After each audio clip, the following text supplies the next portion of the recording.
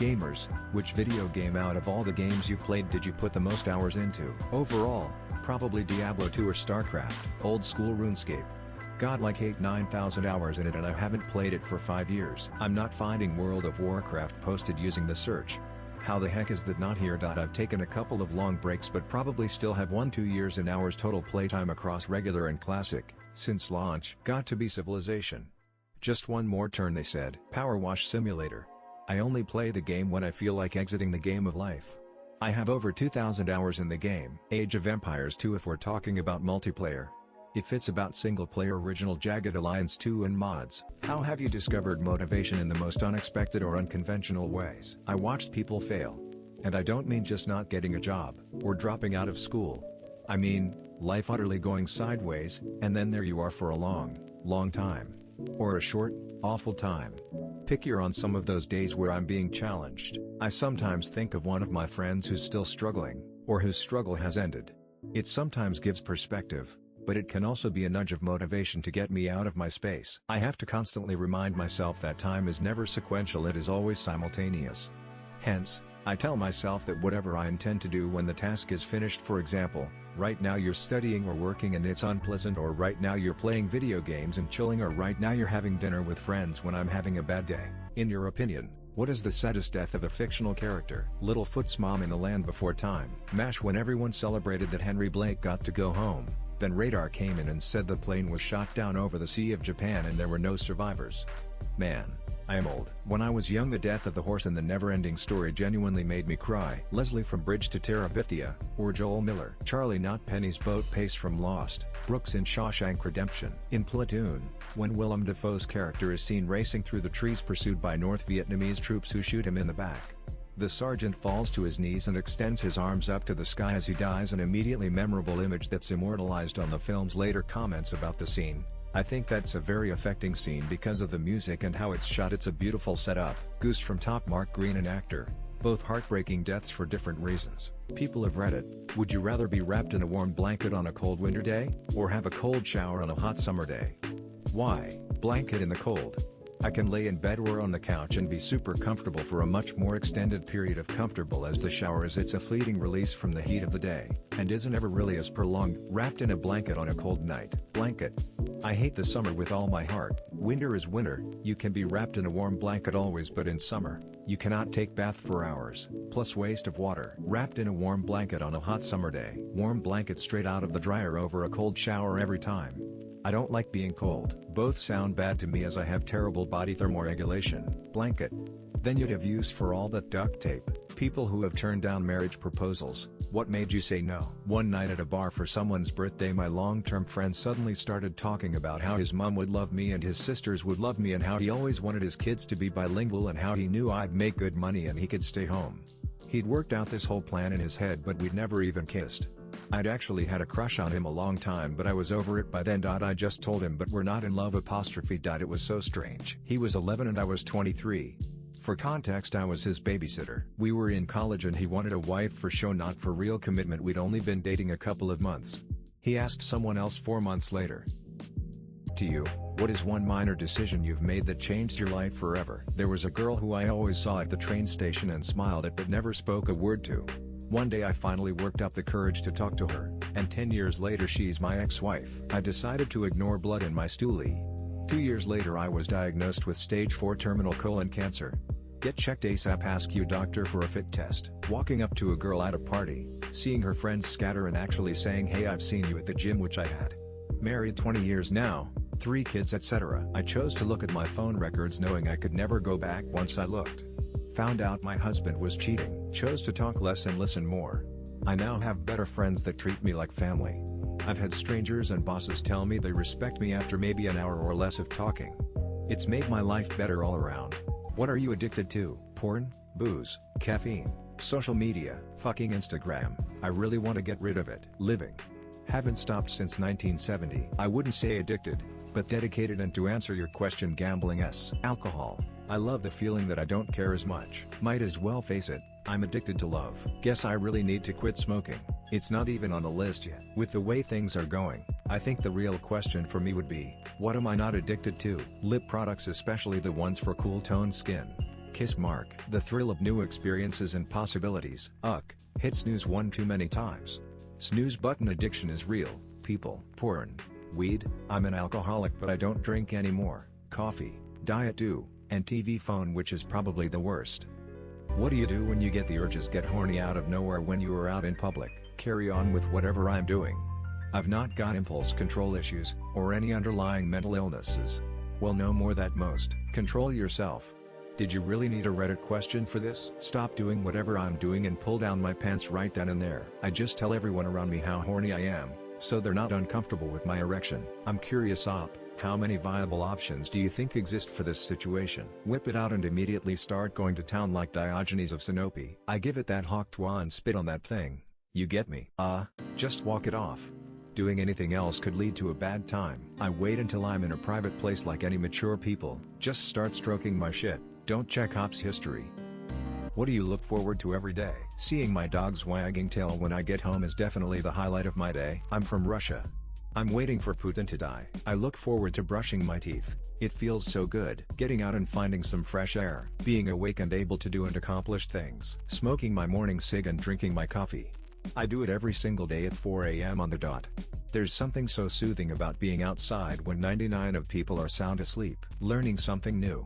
Whether it's through a course, book, or online resource, learning new things is very fulfilling. My morning walk so I can listen to my podcasts. A half hour apiece to meditate or write in a journal. Write a thank you note. Take a walk with a friend. Ride your bike through the park. Enjoy a bubble bath. What food do you think of first when you hear it has an acquired taste? Licorice. Black salt licorice especially. Dark chocolate. That or coffee. Kombucha. Jesus Christ, that stuff is disgusting. Carbonated vinegar feet water. Wine and coffee. I don't drink alcohol, but that's what my dad says all the time about, well, coffee. I used to hate it as a kid, then got more into toned down drinks like vending machine vanilla lattes, then into ground coffee lattes and mochas, and now I sometimes straight up drink espresso with Biscoffs. Chinese 1000-year-old eggs paidan. For me, tofu. I went vegan a while ago and it definitely took me some getting used to after never really having it growing up. I love it now, but for that first year I literally had to choke it down, whether it was cooked properly or not. Also, sushi. What is the worst thing you've ever accidentally said to your partner? I once told a girl that I especially liked how she looked in the dark. I meant to say moonlight, but somehow my dumb face said dark. I was stroking my girlfriend's back, when I realized it was actually her boobs I was stroking. Realizing this, I said, "Oops, thought that was your back, not your boobs." She cried herself to sleep. I helped her buckle her high heel strap because she was in a pretty tight dress. I was not wearing shoes at the time, and when I stood up she was really tall, so naturally I said to her, "Wow, you're big," very excitedly, man face palming. We still joke about it. Calm to say, she did not calm down. "Yes, you are a little overweight, but nothing good happens after but." What is very underappreciated in today's society? The speed, ease of access to information. We've had it at our fingertips long enough now that I think we take it for granted. Air conditioning, food and water, taking a hot shower on demand, anytime, access to clean drinking water, washing machine and dryer set. Lol. How much work in previous decades went into things like reducing emissions that were causing acidified rain, cleaning up various highly polluted rivers in America, restricting the stuff that eats away the ozone layer, fixing the Y2K computer problem mostly before it caused actual problems rather than how the initiatives that accomplished these things would be basically impossible in today's political climate. Books. The value within those pages. What is your biggest regret in life? Being the type of person that always says they're gonna do something and then never does it. Got me nowhere in life. Being scared to fail. I am my biggest critic and I dropped out of law school even though I'm doing good just because I'm scared to fail. What if I won't be able to answer my professor's question? I'm too scared. Now, my classmates have graduated and passed the bar and I'm still left wondering what would have happened. Wasted my youth being passive and a people pleaser and now I'm too old to correct that. Those types of experiences I missed by being passive and lacking confidence are past and I can't get them back. There's new things to do, but it's an enormous wound and the repercussions affect insecurities and inadequacies that began in childhood. It feels like it'll always be less and I don't know how to forgive myself. Not ending a bad relationship sooner. Being there for someone that was never there for me. What song always lifts your spirits? Never Gonna Give You Up by Rick Astley. Try Everything Shakira, the Zootopia song. Henri, I Can't Stop the Loneliness. Come on Eileen. Go ahead and try not to blast it and sing along. Black Sheets of Rain by Bob Mould. However down I am, Nobody is more down than Bob was in that song. Young, Wild and Free Wiz Khalifa. Don't Stop Believin' by Journey. I'm a Dude. Franklin, a rose is still a rose. Could You Be Loved by Bob Marley. You're the One That I Want from Grease. Staying Alive by the Bee Gees because it's the ultimate anthem for surviving awkward dance moves and questionable life choices. Walking on Sunshine because it's scientifically proven that you can't frown while imagining yourself literally walking on rays of sunlight. Came Here for Love by Sagala. What superpower would you like to have? China. Wait. What did you mean? I'd love to have is the ability to speak and understand every language in the world effortlessly. Imagine being able to communicate with anyone, anywhere, without any language barriers. Materialize anything out of thin air. Time travel beats everything else. Making politicians disappear without a trace. If I could choose a superpower, I think I'd go with teleportation. Imagine being able to instantly travel anywhere in the world. It would make exploring new places and visiting loved ones so much easier and more exciting. Plus, think of all the time and money saved on transportation. It's a superpower that combines practicality with endless adventure possibilities. Teleportation. I want to travel the world without any hassle and anytime I want. Lol. What's a movie that everyone but you has seen? Schindler's List. I suspect it'll make me feel terrible. I've still not seen a single Star Wars. One movie that everyone but me has seen is Titanic. Despite its massive popularity and cultural impact, I just never got around to watching it. Avengers Endgame. It's not that I don't like it, but I don't like to see the death of Iron Man. He's my favorite Avenger character. The entire Star Wars franchise. One Flew Over the Cuckoo's love to watch it but can't bear it. The Sound of Music. I will. One day. Shawshank Redemption. Never got around to see it. Schindler's List. I suspect it'll make me feel terrible. The Wizard of Oz. At this point I have become aware of the major plot points from references in other media. Forrest Gump. Any of the Godfathers. Shawshank Redemption. The Godfather. It insists upon itself. What's something that is sold for $100 or more that the $50 or $20 version does just fine? I've had items that wouldn't sell on eBay until I marked the price way up. Mostly clothing and accessories. Lots of people saying wine, but I came here to say corkscrew. Tons of variations from electric to machined metals. A basic corkscrew will open a bottle just fine in a matter of seconds. I buy Kirkland versions of Tylenol, Advil and Robex. They are much cheaper but they work just as well. Cast iron pans. You can come at me with all the "it's lighter and it's smoother" bullshit you want, but a large 10-inch skillet is $25, cooks great, and will last a lifetime. There is just no way the $300 high-end pans are 10 times better. The whole point of cast iron is that it's cheap and lasts forever. Some medications, buy generic whenever you can.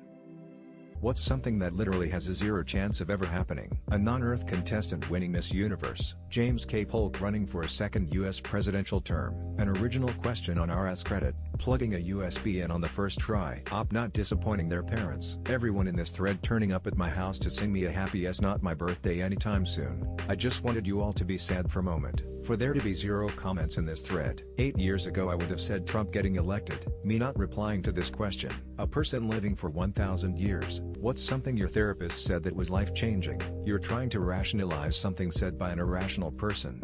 You won't make sense from nonsense. The anxiety you're feeling is not evil or your enemy, it's an overprotective friend trying to keep you safe because it once saw you hurt. Do not fight it, prove it wrong. You can't control others, but you can control how you respond. Not every friend has to be a close friend. You're able to have different kinds of friends, like levels of how close they are or how much you confide in them. I struggle with being a loner and it affected my mental health a lot because I could count my friends on one hand. I thought of people as acquaintances or close friends with no gray area. This advice helped me appreciate more of the people who I'm not super close with but they still have a presence in my life. What's the best worst thing you've put up your ass? And why? Man, I just got so lost in these comments. I forgot that the post was even about shoving things in your "did I come haven't I left?" I once got a ping pong ball stuck up there.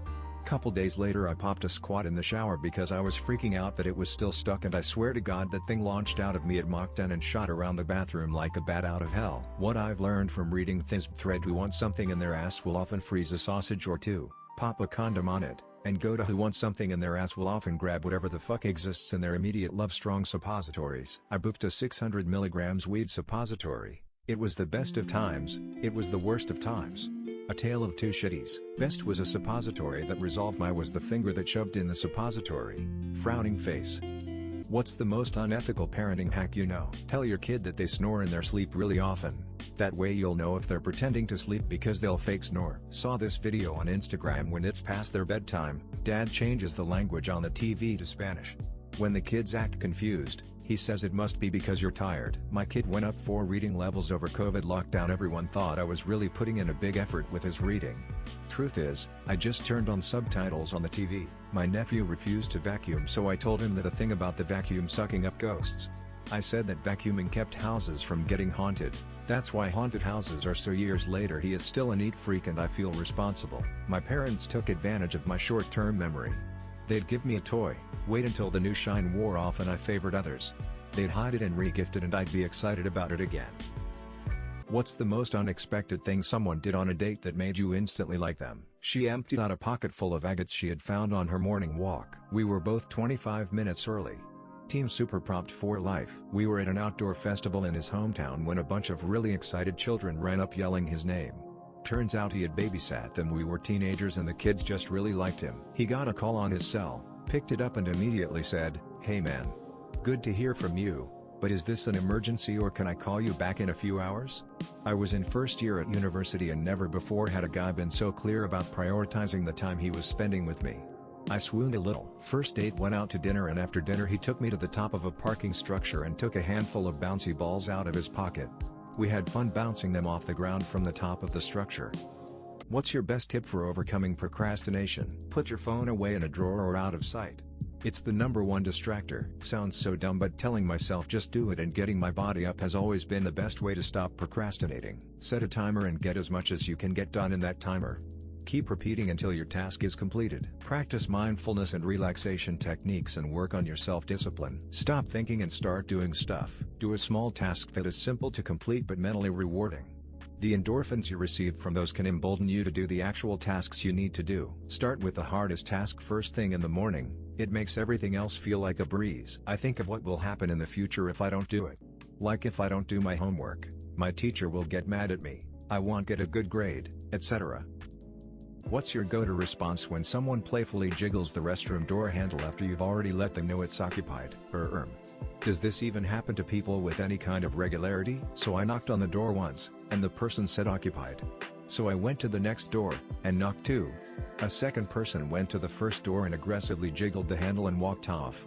The first person then came out berating me for not listening when they said it was occupied. Moral of the story: sometimes it's not worth it to be angry someone jiggled your door handle. I can tell you are in a hurry so I won't flush to save time. Depends who it is. If it's homie I let them in. If it's not I scream. Stronger almost there. I'm trying to remember this ever happening so I definitely don't have a go-to. Probably just yell out occupado. OHHH my god I am about to Unless you want a duet, you'll have to wait. Would you concede to a fetish that only your partner likes? Why or why not? If it is a hard no I'm not okay with that, then it's a no. If it's something that you're not into or don't get enjoyment from, but otherwise have no real objection to the fetish, then you should probably do it once in a while for their pleasure and enjoyment. I don't understand people who don't get excited by pleasing their partners. Sure, I'd indulge her, why not? Unless it's something disgusting or morally wrong. There is very little I would not do for her pleasure. As much as I love certain things, you could say my biggest kink is my wife's pleasure. That means if she really wants to do something, I'll at least give it a shot.